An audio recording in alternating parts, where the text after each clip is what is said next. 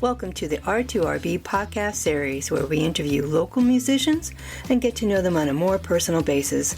I'm Deb Lamata, your host for R2RB Podcast series.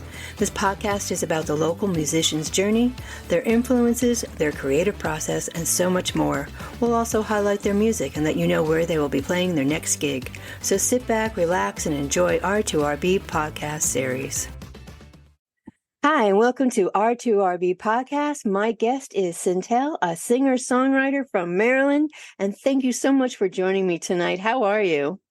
I'm great. How about yourself? I'm good, thanks. Well, not everybody can see, but Cintale has this cat on with Mickey Mouse, and I love it.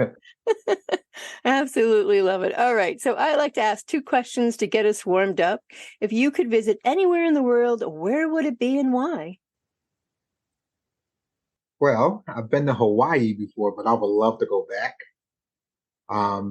It's just the time there goes so much slower, and the weather is beautiful, the water is beautiful, and then the love that the people have there on the island, they're so full of love, and you don't always get that everywhere you go. So that's why I would like to go back to Hawaii. Oh my gosh, I have been to Hawaii as well, and I would love to go back. Oh my gosh. Which Yeah. part? I went to all the islands. Okay, I went to Maui. Did you go to Maui? Yeah, no, it's all beautiful, and you're right. I know. Right? It's just a whole different world. Oh my, we'll talk later. Right. What is your favorite app on your phone and why? Oh my goodness. Right now, my favorite app on my phone would be Spotify for artists, because I'm able to see my stats and see how I'm growing with my music, see who's listening, where they're listening from. So I'll pretty much be on there a lot. Nice. Yeah, it's a great tool for everybody in the music industry. Absolutely. And then we get to listen to you all. Yes. Right. All right, let's start with, has music always been part of your life? That is a yes. That is a big yes. From what age? Age of 5. Wow. Okay. It started off with, just hearing music in the house all the time. My mother sings, my grandmother sings. So I come from a really musical family. So yeah, music has always been there. So when did you know that music would be your life, just not part of it? I would say I learned that really early on, because my first memories of music was, say I'm an 80s baby. So going in the bathroom where the acoustics is good and being on a tape cassette recorder with my mother and learning to sing with my mother and harmonize. So, wow. Yeah. Oh my gosh. It's been a while. I like that though. Well, that kind of leads into the next question. Who has had the most significant influence on your music career? My mother. My mother has been my rock, and she's been like my backbone and my greatest supporter. That's all I can say about that. She's had the most influence on me, because she used to sing to me, my siblings and I, before we would go to sleep at night, she would sing to us and stuff. So it was always something, musical coming from her. Oh, that's great. That's really great. Have there been other influencers in your life, musically? Of course, my grandmother's another one, because my grandmother, she wrote music and stuff too. When she was living, she wrote. And then, of course, the music that I grew up around, Michael Jackson and BB and CeCe Winans and Shirley Caesar and stuff like that. The Clark sisters, all that kind of music was playing in the background. Oh my gosh, yeah. What, talk about influencers. Oh yeah. And you have a big family, right? Well, my immediate family is small, but my family is huge. My grandmother had 8 kids. So God bless her. and have they all supported you through your journey as well? I would say some of some of them have and some of them haven't. I mean, that comes with the territory. Everyone's not going to be in your corner. So, No.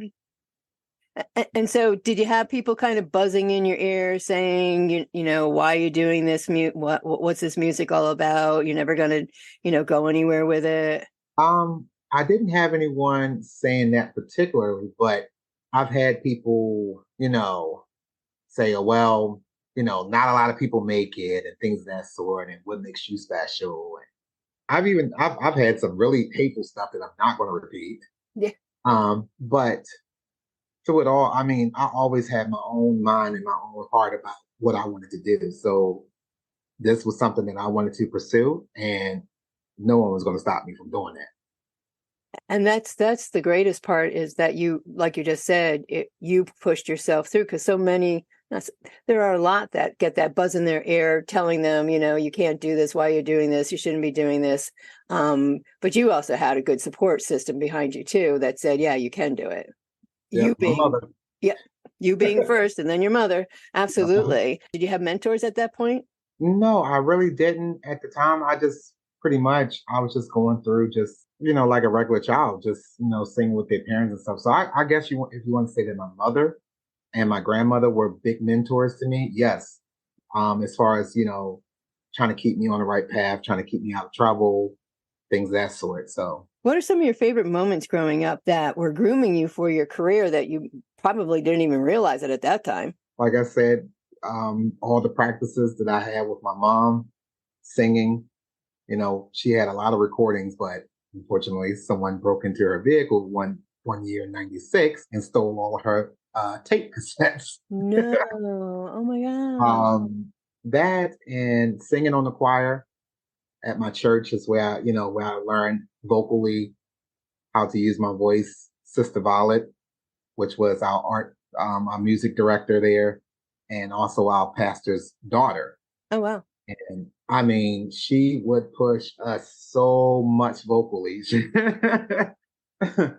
would push us to the brink. And I mean, we were just like, enough. but but I mean, it just built up a discipline in me as well. So yeah, all that. Yeah, exactly. So all the things that you were learning then vocally, like you said, was grooming you for where you are now. You record gospel music, but that's not where you began. No, it's actually not where I began. Because of course, I grew up in church and everything. And then, when you get older, you become an adult, a fresh new adult. I say, you're 18, 19, 20. You want to live your own life. So, I went out and just, try to be a normal, young man. And I started singing. Of course, R&B was always there too. Not just gospel, but I grew up with all types of music. But I did start off singing R&B. And then what led you into the gospel? Funny story is that my grandmother and my mother always wanted me to sing a gospel, like make a gospel album. My grandma was like, "You do good with your R&B, but I would love to hear a gospel song from you." So I was like, all right, I'll do a gospel song for you." So I did my first gospel song, which is called "You Could Do Better." My grandmother loved it, and so did my mother. And I was like, all right, well, if I'm getting this kind of response for that song, so let me go ahead and try to throw some other songs together. So I really started to go to work, and that's when I came up with my first gospel album called A Gospel Vibe, which is on Spotify and all the streaming places. Boom, there it was. The gospel album came out. It's amazing how those things work. Oh, yeah. Was there ever a time, though, that you kind of lost hope or lost, that feeling with the music? Did you ever want to stop? Yeah, I actually did. I did. I did lose myself musically. This was back in I want to say 2012, 13, 14. I just lost my passion for music. I mean, I could listen to it and I could sing along with the radio, but as far as making it and writing it, I had completely lost that. And then one day I went to visit my mother who's living in Richmond, Virginia, and my baby brother, he had some recording stuff and he was like, "Hey, big bro, I want you to, can you sing a hook on this song for me?" And I'm just like, "Really? You want me to sing?" And so And he was like, yeah, yeah, yeah. I want you to hear this song because I just started it. And so I listened to the song and I was just like, this is you? I was like, oh my God, like you've really grown, from the 9-year-old that I was writing raps for and writing songs for. And He had really, how old was he at that point? I want to say 16, 17. Okay. He had really grown so much. And I was just like, wow. So, I mean, I sat down and said, okay, give me a pen and paper. And I sat down and I listened to his song and I wrote this little hookup for him. And then I sang it. And then I, put a little harmonies on it and ad libs. And I left. And my mother calls me and said, your brother played that song to death. She said he played it over and over and over. And I mean that was like my spark because I saw his passion for it and it just like ignited my passion again. I was like, wow, I miss this and I really need to get back into it. So that hooked you back in. Yeah. And that's when I came up with my album Ambitious, Oh, which okay. is back in 2014, 15, I believe. Wow. Yeah, well, thank God for the little brother. What's his name? Zach. Zach. Thank you, Zach. Right? You just never know where the inspiration is going to come back from. Mm-hmm. Because I've spoken to others too where they've lost interest or something has happened and they've lost that feeling, and there's always that one person or that one moment that's all it takes to reignite that passion for what you have for your music and your songwriting as well. Yeah, it's just crazy because it was like once I got that spark, a floodgate of music just came out of me. Like I was writing almost every day again. And I was like, oh my God, like all these songs are coming to me. I can't get them out of my head. And so I was like, I gotta get some equipment. I gotta get some equipment to record this stuff. I gotta get it out. Eventually they did come up and they were staying with me and I had like a little studio apartment and they were staying up here, my mom and my brother. They moved back to Maryland. And so I was like, all right, cool. And so I said, I'm gonna make an album this year. And he was like, really? I was like, yeah. I don't know how I'm going to get it out here, but some sort of way I'm going to get it out to the world because I believe it's just time for me to push forward. So. Oh my gosh. So just backtrack a little bit. So what is your writing process like beside it just jumping and bouncing in your head? I hum a lot and I sing little lines. Anything could spark it. Like I could hear just like a couple of notes from another song and boom, I could hear a melody or a beat. Music the words just come so naturally. And I'm just like, okay, let me write this down really quick and if I can't write it down, I get my cell phone and I start recording myself on a video singing the words. I was just going to ask, do you carry a notebook? Do you use your phone? What instruments do you have when everything comes flooding and you just have that, you need to write? My phone. I do have notebooks though.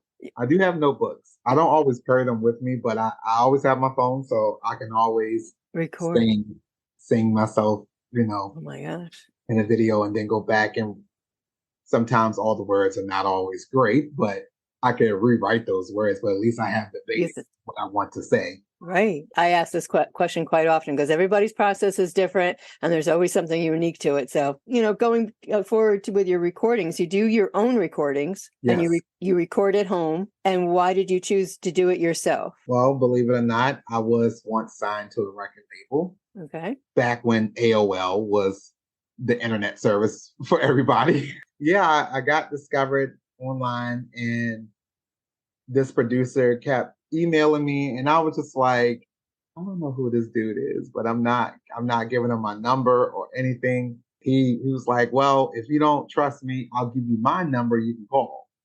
So I called him blocked. He was like, you really called me blocked? I said, yes, because I don't know you and I don't trust you. He talked to me and he was like, well, let me hear you sing something. So I sang something for him and he was like, yeah. He was like, you have a really nice voice. And he said, so can you give me a call within a couple of days because I want some other people to hear you. And I was like, okay. So I called him back And by this time, he gained my trust, so I gave my number. They actually sent for me. They sent me a package first. They sent me a package of like the contract Okay. and all those papers. And I had my mom go looking over them as well because I was only 19 at the time. Oh, okay. So I'm like, You're Ma, young. I said, Ma, I need you to look over this because I don't understand half these words in here. What does this mean? And she was like, okay. So she went through them. And, what we didn't understand, we got legal advice and asked about it. And everything turned out to be legit. Oh, cool. Good. So Very good.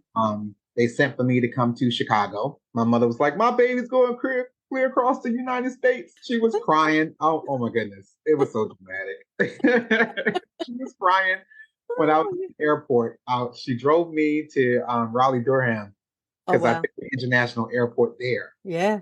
And, once you get past the point where your guests can't follow you, you got to go through the check-in gates and all that stuff. She was in tears. And my grandmother was like, Lord have mercy, Deborah. I was nervous. I was nervous. My Of first ride on course. the airplane.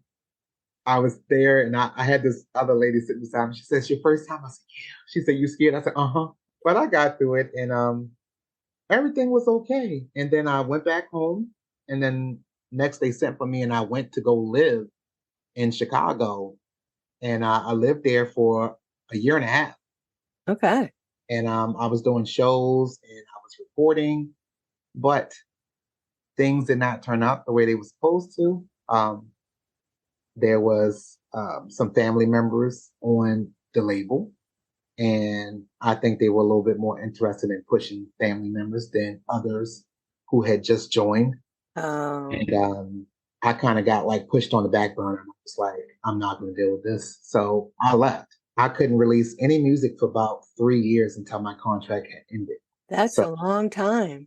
yeah, I mean, I was still writing, but I couldn't record with anybody. I couldn't release anything because I was still in that contract. And if I had released anything, they would have rights to it.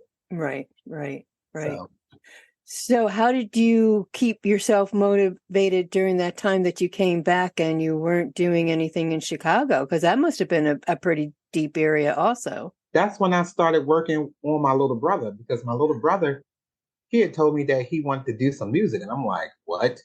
You want to do music? You're into your Xbox and your PlayStation. You want to do music? So, I mean, that gave me something to work with because I just started like shooting little music videos with him with the cameras that we had, which weren't all that great.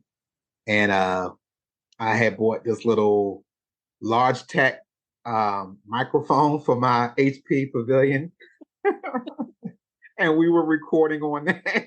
You do what you got to do. And my brother Zach did about 4 different albums, and I wrote all the songs for at least 3 of those albums, and the 4th one he wrote all of his songs. Wow. And because by that time I think he had gotten the confidence enough to be able to write for himself. Oh, wow. So yeah, so that's what kept me busy during those 3 years.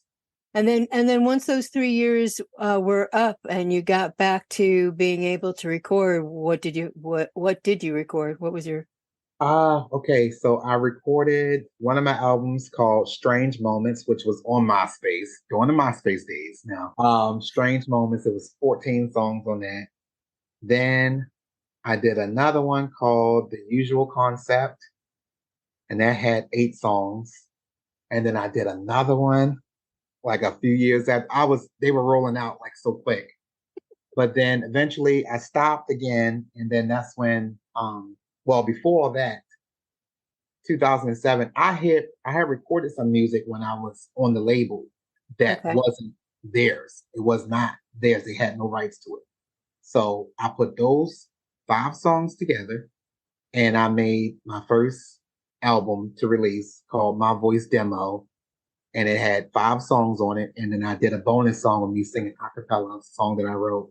I went to the store and I bought the Memorex CD covers and all that stuff. And I printed all this stuff up and I got the jewel case, the empty ones. And I made my own CDs and I packaged them up. You And I did sold them. you did the whole thing. Yes, yes, and I sold them. I sold them. My mom helped me. I gave her a stack of them, and she went to work.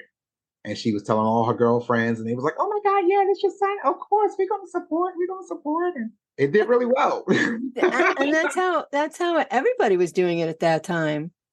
Yes. There, you didn't have everything you have now. So I mean, that was down true grit getting your music Oh out, yeah, right? definitely. I don't think anybody knows about that. The Memorex, getting the Memorex CD covers for blank disc, and you Yeah, print up your CD on there, and then you put it right. in a little thing, and you glue down the CD plate on top. Yeah, I'm originally from Connecticut, and going into New York City, they were on every corner. Okay. Yeah, Oh oh yeah. my gosh, yeah, absolutely. I love that. So, what are you working on now? Where are we at? Uh, We're at 2020. We are almost at the end of 2023, and I know you have been working on a lot. yes, I have. If everyone's been following me on Facebook, they'll see that, well, Twitter and all that stuff too. I have a new song that's going to be coming out next month with my brother, Elijah Gray.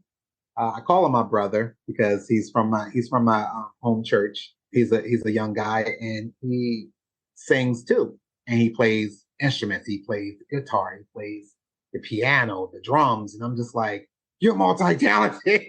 I want you. And so him and I, we were always, when we had solos in the church and stuff, him and I would always go to each other and like, oh, I love your voice, blah blah blah. We're gonna have to do a song one day, and then one day I had gotten this beat and I listened to it and I was just like, this sound like this will be good for his voice. And so I was like, maybe we can work on this together. So I called him up and I asked him, and he said, sure, sure, yeah, yeah. When you want me to come? And I was like, can you make it down here on Saturday? And he's like, yeah, yeah. I said 2 o'clock. So he came here and I let him hear it. I had already wrote a hook. I said, yeah, I said, so we can go from around this. Sure enough, we worked on it and we worked on it for 6 months. That's how Wow. long it took us to work on this song. And it finally got finished, I think, in a few video posts that I posted. I said, we're finally finished. And then I had to edit it. I've been following the posts on it, and I'm like, come on, when are we? I need to hear it. So yeah, we just revealed today it's coming out the 15th of I December. That is so great. That is so great. I'm so happy for you guys because I know you've been working hard at that. Yes. And what did you just release?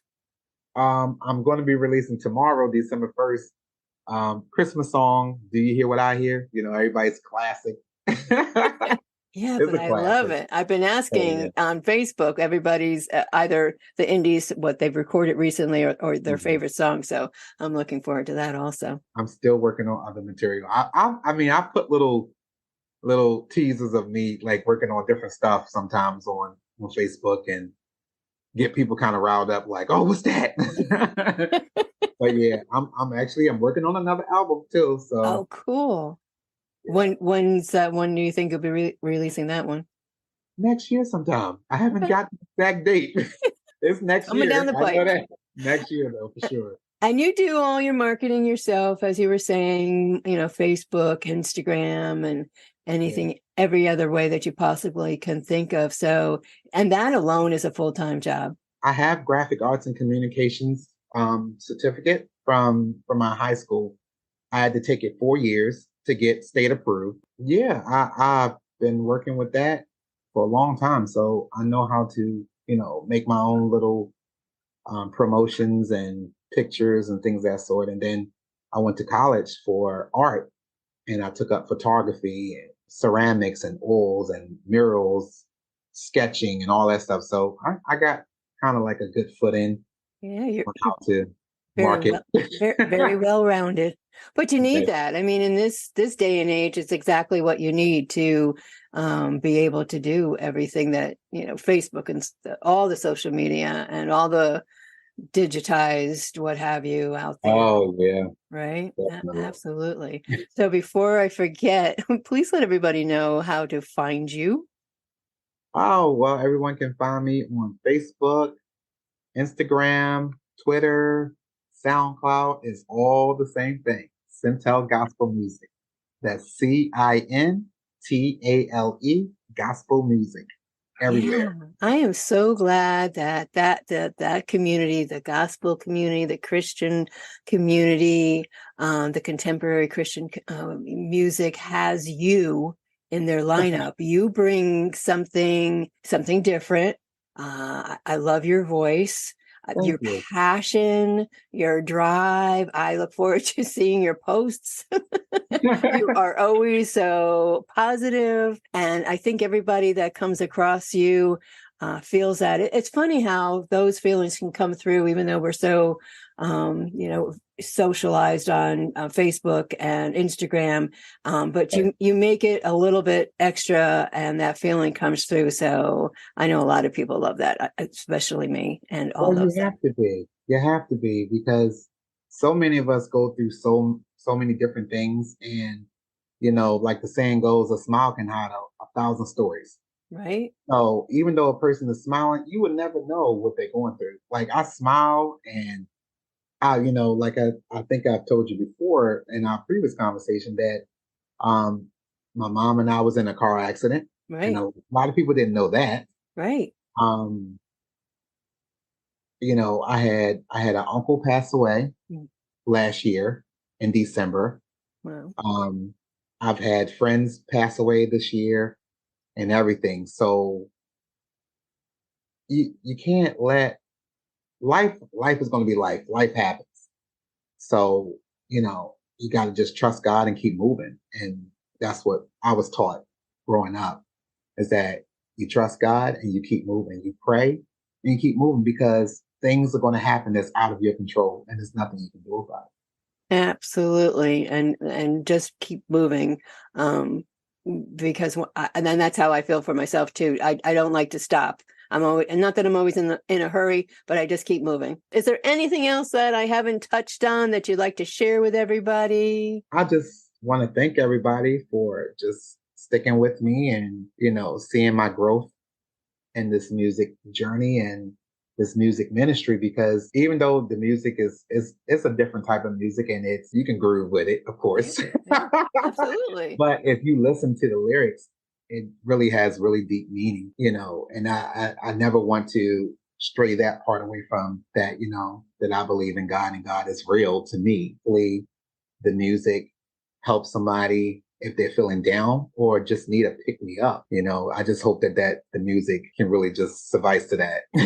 And that is what music is all about. The word, and you just, hit it on the nail right there. It's like every song, be it by you or any other artist, it depends on the day, your mood, how you're feeling. And when you listen to, as I have, your music, and if you listen to those words, it's like, oh, I didn't think, I didn't hear, and now I hear it, and now it's going to be okay. Yes. So yes, music and God are two very powerful things in this world. And I thank you very much for being here on R2RB podcast series. I appreciate you. And everybody, you can find Cintale on Facebook, on Instagram. Please find him, like him, comment, share, iTunes and Bandcamp. No, not Bandcamp, but Okay. Spotify, Amazon Music, Amazon. Apple Music, Shazam, Tidal. Go find him and follow him because that's so important for the indie artist. You don't have a big label behind you. Like I said, you do everything. So everything that we can do for the indie artist helps you. But you know what? I do have a lot of support from other indie artists because I did not know that the community was going to be like that. Learning who they were through Facebook. They have been so supportive. They Like they've are. been extra It is supportive. the biggest support group I have ever run into, ever met. And for myself, I never thought I was going to be in this area, a line of work. But even for me, I mean, to watch everybody on Facebook support you, support the other indies. It's not, oh, I can't support you. You're this, or I can't support you're that. Right. No, everybody that I've spoken to say the same thing. Yeah, and I mean everyone's music is not going to be everyone's cup of tea because there's some things that's not my cup of tea. But you know what? I still give it a listen just to support the Right. person and say, hey, I did listen to it. There were some things I did like, and there's some things that I'll be like, I kind of cringe, but I still Yeah. listen. I showed that support. It's good to know that we all can shine together instead of just everyone trying to bash one another. Yeah, because there's so much of that we don't need that in the indie industry. Also, that is for sure. Definitely, I agree 100%. I have to shout out my brother Mark Johnston. That is my brother. He's been really close. Like I've grown so close to him. Just talking to him on Facebook and seeing him on TikTok Live and things of that sort. So yeah, I had to shout him out. Absolutely, because I'll shout him out with you, because that's actually how I started following you, was through. Oh. Yeah, absolutely, through Mark. I had started following Mark through Cal Toner, and I interviewed Cal. I've interviewed Mark, and it's like, and then I started listening to you, and it's like, oh yes, we have to interview you. And he is such a great supporter of everybody. Yes. He and his wife. Yes, Shova. Yes, Shova. I know. I love both of them. Absolutely, Mark Johnston. We both love you. Yes, Mark, we love you. All right, Cintale, thank you so much. And I look forward to the releases. I wish you well. Thank you. Thank you for having me. You're Love welcome. you all. Thank you for listening to the R2RB podcast series. You can listen to the podcast on www.r2rb.com/podcast or on r2rb.buzzsprout.com. Are you a local musician that would like to be a guest on the R2RB podcast series? You can email us at info@r2rb.com. Have a suggestion for the next podcast interview? Send that to info@r2rb.com. Find us on Facebook at R2RB Broadcasting and on Instagram at R2RB. Until next time, keep the music playing.